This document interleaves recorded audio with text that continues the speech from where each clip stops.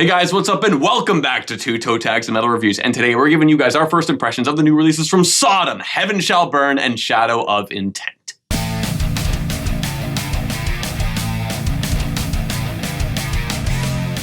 So 3 big names dropping albums today. Let's get into it with Hi Matt by Heaven Shall Burn. A lot of people like this band. We get requests from this band all the time. We've reacted to them at least once or twice, I believe. Yep. And the one we reacted to from this upcoming album, or this now released album, is Confounder. I remember at the time thinking, like, yeah, this is decent, but it didn't really blow me away. Like, I know they can. Their last record had a few tracks that really were super heavyweight tracks, so I was hoping for some of that on this record. There was also a Killswitch Engage covered, which I was not expecting, which also features Jesse Leach on it. So it's a cover. Wow, Yes. Okay, so I listened to the song and I was like, I feel like I've heard this before. And I'm like, was this one of the singles I've heard it before? Then Jesse's part came on, I'm like, I've definitely heard this before. Like, what the heck? So it's a cover from their last album? Or is it an old song? I'm not sure what record that was from. I didn't look into that deeply. I just knew it was a cover when looking into the album. Wow. But it's kind of like when Lamb of God covered Wake Up Dead by Megadeth, but had Dave Mustaine on it. Yeah. So it's like that, similar kind of thing. Yeah. So I'm gonna mention the weirdest thing that happened though. So I'm looking at this track list and I see a song on there called Imminence, and I'm like, yeah, weren't a bunch of people requesting we check this song out? And I'm like, it's a minute long, like what could be in this song? And I listened to it, I'm like, this is just an interlude, what the fuck? And so then I looked it up, and I'm like, oh my god, the band was called Imminence. And the song was Heaven Shall Burn. And the song, meaning there's Imminence making a song called Heaven Shall Burn, and now Heaven Shall Burn with a song called Imminence. It's not even a song, it's an interlude. But It's an interlude, but still. the confusion.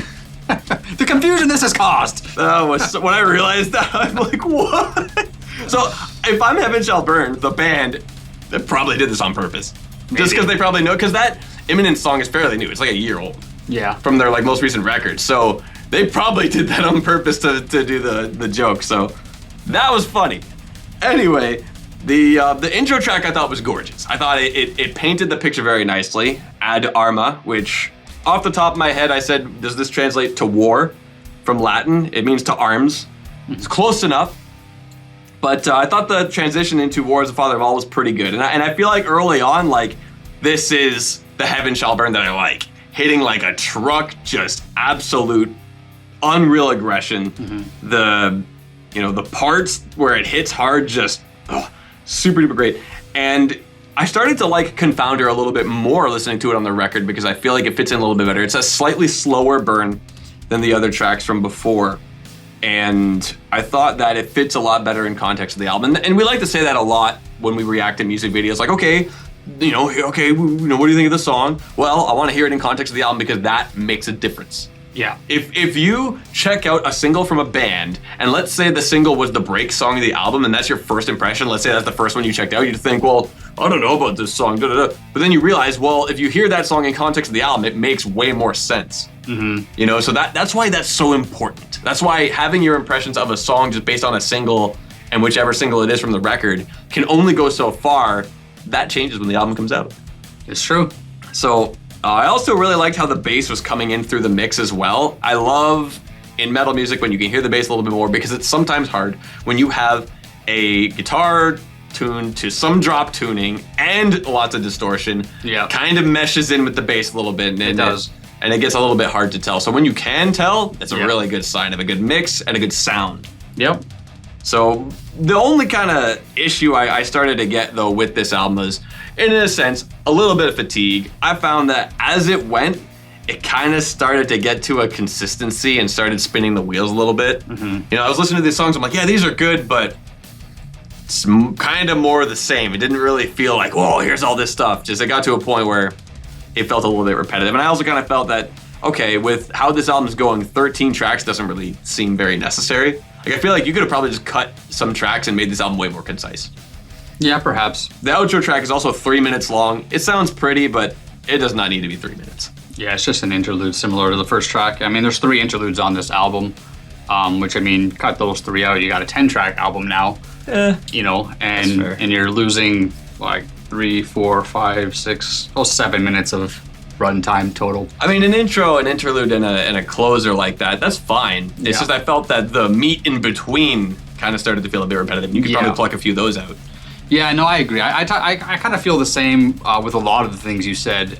There's certain parts and certain songs that kind of stand out a little more just because they have a little bit more oomph to them, or a little bit more, the riffs are just a little bit catchy or something like that. But overall, the album kind of just runs its course and does its thing, and it's kind of over and done before you can even think about it. And I feel like, this is one of those albums that you can put on anytime in the background and just enjoy just having it on. But anytime I tried to really like focus on this album and really try to pick apart things that were happening and stuff like that, I was kind of running into like a wall of nothing. It was playing, it was obviously stuff was happening, but as far as things to comment on or things to really take note of, it was few and far between. A couple of tracks that I did make note of that kind of stood out were track number 2, which is the first official song, War is the Father of All. This one I really like the intro. You got a choir in the intro, which is something that's always cool, and metal bands put choir in their music. I also like that at the very beginning of the album. I think it's a tasteful way to kind of kick an album off, and it kind of builds up into the song. But then I feel like the song kind of overstays its welcome. It's in the 6-minute range of length, and it gets to the point where at about the 4-minute range, I'm like, okay, like you can either end it now or drag it on, I guess. And I feel like they just dragged on a bit. Another song that stood out to me though was track number 8, Those Left Behind. This one, again, the intro is what caught me. It's got some really nice double bass energy on the intro. And, then the song kind of just goes and just does its thing like the rest of the album's doing. So I feel like there's like strong parts in some songs, but they don't use those strong parts to make the whole song strong. They kind of just have it here, have it there, but the whole song as a whole, I feel like they kind of just fall flat a lot of the time. And that's not really a knock on the album, because maybe I'm just not a fan of this band as much as a lot of other people were, because like TV Fish said, we get requests for this band quite a lot. There's a lot of people that do really love this band, and we've checked them out, and they just never really tickled my fancy as much as I would love them to. But as far as my first impression goes, this is a good album. I thought it was fine. It's good, solid, melodic death metal, whatever genre we want to put them in. And it does its job in that respect. It just didn't do a lot to stand out for me. Mm-hmm. So moving on to The Arsonist by Sodom. Is this our first time covering Sodom? Because I don't think we covered Genesis 19, which was their last album. That was 5 years ago.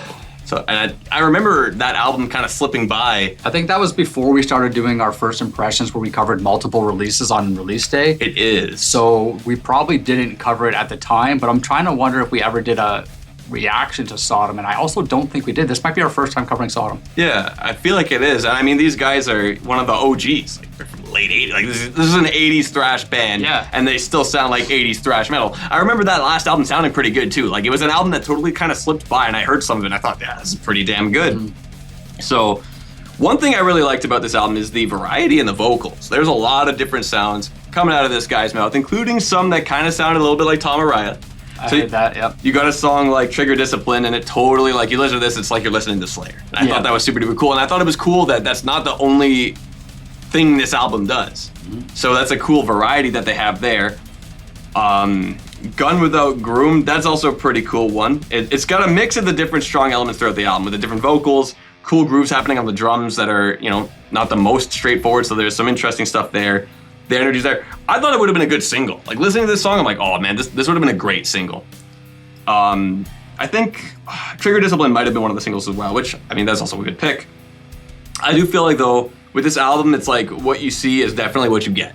Like, you want old school 80s thrash, you got it. And you got it in a good way. It doesn't sound like just whatever, but it does sound like exactly what you would expect. Yeah. So if you're in the mood for the old school stuff being done today, this is the perfect album for that. And you can't go wrong either. Exactly. They've been doing it for decades, and they nailed it, right? They nailed the formula, and they know how to do it. They know how to do it well. I thought this was a fun album. I think it's just, like Tia Fish said, it's just that classic thrashiness that, any thrash head would go to love. There's, it doesn't sound like it doesn't sound repetitive. You mentioned some vocal variety there. There's also some rhythmic variety. There's different things going on. There's songs like Scavenger, which is slower tempo.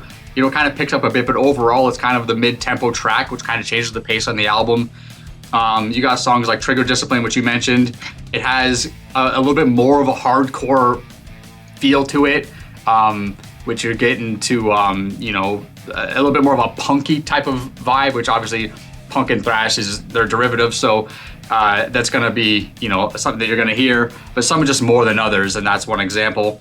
Another track that stood out to me was Witch Hunter. This one, again, just good head-banging thrash music. I don't know what else to say about it. Just a song will stand out and you're like, fuck yeah, this is heavy. This is good shit. AWTF, which I don't know what the abbreviation is. I looked into it. It's a tribute to somebody, and it's like, I think their initials are part of AW, I think was the initials.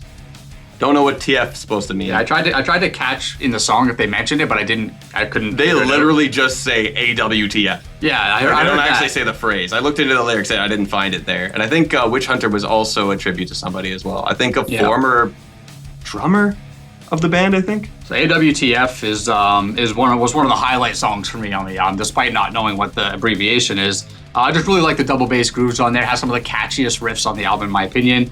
And the last song, Return to God in Parts, also really like the riffs on that one. Really cool stuff. I like the name of that song. Return to God in Parts. It sounds pretty brutal. Badass, yeah. But yeah, overall, this is Sodom doing what Sodom does, and you really just can't go wrong. You're not going to be mistaken putting this album on. You're not going to be like surprised with anything putting this album on. You're going to get exactly what you want, which is one of the top tier thrash bands, probably of all time, putting on a thrash performance for 48 minutes. And it's good. It's what you get. Exactly. So, to end this off, Imperium Delirium by A Shadow of Intent is now out. Yes. We checked out all 4 singles. That is Flying the Black Flag, Infinity of Horrors, Mechanical Chaos, and Feeding the Meat Grinder. We were pretty happy with most of what we heard out of singles. We were just like, oh man, these guys are super cool. And I really like that this is a pretty creative band. We've reviewed them twice on the channel before. They're on the 2 toe tag list with Melancholy. Elegy almost got on there too. I got a toe tag from me and a 7 from Vile. So that's still also really good. Very close, yeah. So I still really enjoy the singles. Flying the Black Flag is better than I remember. I remember that one feeling overall like the weakest of the 4, but it was they released that a while ago, sometime last year. Early or mid, I don't remember specifically, but it was a while ago before the album was even announced. But I like it more hearing it now after, I guess, so long, and it also fits well on the album. But yeah, something like the syncopated groove at the start of Mechanical Chaos. I remember loving that when I first heard it, and I love it right now. And they go from something like that to a symphonic blackened deathcore chorus, they just morphed into Carnifex. And it's whoa, where'd these guys come from? But I think, honestly, a lot of modern deathcore bands could probably take note from these guys. Because they have the exact vibe and the exact things that people love out of modern deathcore today, but they throw so many cool, interesting, and creative spices in there. They'll change things up. They'll put interesting stuff. They'll put in melodic stuff. They'll put in stuff that sounds anthemic. They'll do an instrumental. There's one on this album too. There was one on the last one on the one before that. They got one here as well. Yeah. And it's a super fun jam. So I think it's really cool how this band makes the music so compelling in a genre that has felt these days very oversaturated. There's so many bands doing a lot of stuff that sounds like this. If you're gonna be a band that stands out like this one, that means you're definitely doing something right. I mean, a song like The Facets of Propaganda, that's another one I wanna mention. Nasty intro riff. They vamped on that a bit, and this disgusting drum break to get into the verse. Fucking awesome. And I feel like there were plenty of cool, badass moments throughout the album. I think this is one of the most creative, big modern deathcore bands, and like I said, a lot of bands could take note from how these guys like to be creative with their music. Yeah, you know what, I agree with that. I think they have really stepped it up in the creativity aspect of their music, and they're doing a lot of different things that kind of, the last album was good, but I felt like it was a lot of I don't want to use the kind of wall of noise type of music where it was just as fast as we could play, as heavy as we could play the whole time. On this one, they're giving a little bit more time to breathe. They're giving a little bit more nuance to the music and kind of showing a little bit more character in the songs. Yes, bands could look to this and be like, yes, and get inspiration from it. It's funny that you mentioned Carnifex, because I thought the same thing. I thought, there's certain aspects of this that reminded me of Carnifex, and I thought there was a lot of aspects that really reminded me of Whitechapel as well. And Whitechapel and Carnifex are both OGs of the genre, and they're both also heavy hitters of the genre. These are the festival headliner type of bands. So I think whether regarding telling bands to look to Shadow of Intent for inspiration, maybe they should look to Shadow of Intent's inspiration and look at bands like Carnifex, and Whitechapel and see their progression and how they've evolved in the genre, because they've both, started out really good and have stayed consistently good through their careers. Yeah. So especially with the evolution of the genre, how they stay true to themselves and how they even play around and experiment with their own sounds. Both of those bands. Exactly. So Imperium Delirium, this was high on the radar. We, as TV said, we reacted to all the singles. Loved all of them except for, I think, one we kind of were like a little iffy on. I can't remember which one, but the bar was high, the expectations were high, and I think it delivered. I really liked this album on my first impression. I was just super into it. A couple of songs that stood out. They Murdered Sleep, which is track number 5, I thought was a pretty cool song. I felt like it had a bit of like a movie score type of sound to it as it was building up and kind of the intro or whatever. It gets heavy, then it gets back to like this, it's almost like a cinematic style deathcore. Something that I guess, doesn't sound super, super unique because you hear a lot of synthy stuff in deathcore and it kind of has that aspect to it, but it felt very cinematic to me, which I thought was really cool. The instrumental, Apocalypse Canvas, so the song starts and I'm immediately thinking a couple things. Number one, it's got a bit of like a swingy type of vibe to it, feel. And I'm thinking, this doesn't sound like a typical song. Could this be an instrumental? And then sure enough, yes, it's an instrumental, and a damn good one at that. It's just over 5 minutes long. Really cool stuff. I really love the marriage between the drums and the riff and the drums, the riffs, and the synth. Everything just comes together as a nice, perfect package. It's like all the ingredients of a nice cake, and you measure them out perfectly and just put them all together. That's the kind of instrumental that these guys bring to the table. Other than that, a lot of the songs have really cool intros, and then the song just, carries through awesome stuff, and just good stuff overall, man. I don't know. I'm looking forward to listening to this plenty times more. And we certainly will, because Imperium Delirium is the album we have selected to review. So we're going to be putting that one on and on, over and over and over, and we will be back with our final review of this album. Anyway, guys, that's all we got for you today. Remember to like this video. If you liked it, tell us in the comments below, what do you think of today's new releases? If there's any other ones that we didn't cover today that you'd like to tell us your thoughts, say what you think in the comments below. That's all we got for you guys today. Subscribe if you guys are new to the channel. I'm TV Fish. By myself. We'll see you guys later.